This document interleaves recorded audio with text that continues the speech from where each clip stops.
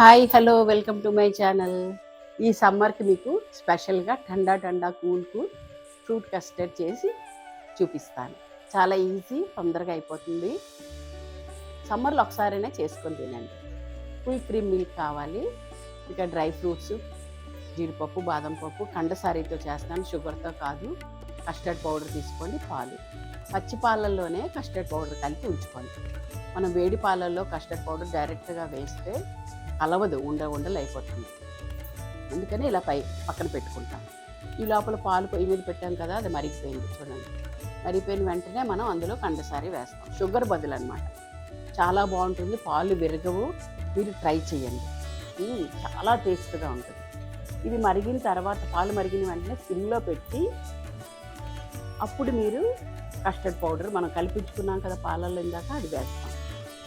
సిమ్లో పెట్టి వేయాలి, హైలో పెట్టండి. దగ్గరగా ఉండాలి, దగ్గరగా ఉండి కలుపుతూ ఉండాలన్నమాట. చూడండి, ఇలా రావాలి కన్సిస్టెన్సీ.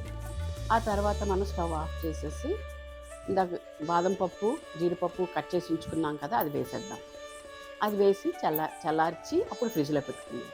ఫ్రిడ్జ్లో ఒక నైట్ పెట్టేస్తాం అనుకోండి, ఈవినింగ్ చేసి నైట్ పెట్టుకుంటే మార్నింగ్ తీసుకొని మనకి ఫ్రూట్స్, కావాల్సిన ఫ్రూట్స్ అన్నీ కలుపుతున్నాం. ఇందులో నేను దానిమ్మ పండు, బనానా, యాపిల్ వేసాను. మీకు ఇంకా ఎక్స్ట్రా కావాలంటే మ్యాంగో వేసుకోవచ్చు, ఆరెంజ్ వేసుకోవచ్చు, మీ ఇష్టం. నేను ఇదే వేసాను. తర్వాత మనం ఫ్రై చేసినప్పుడు ఆరెంజెస్ వేసుకోవచ్చు. అంతే, చాలా సింపుల్ అయిపోయింది కదా. మీరు రెడీ చేసుకొని తినండి, ఓకేనా? Thank you for watching. Please like, share and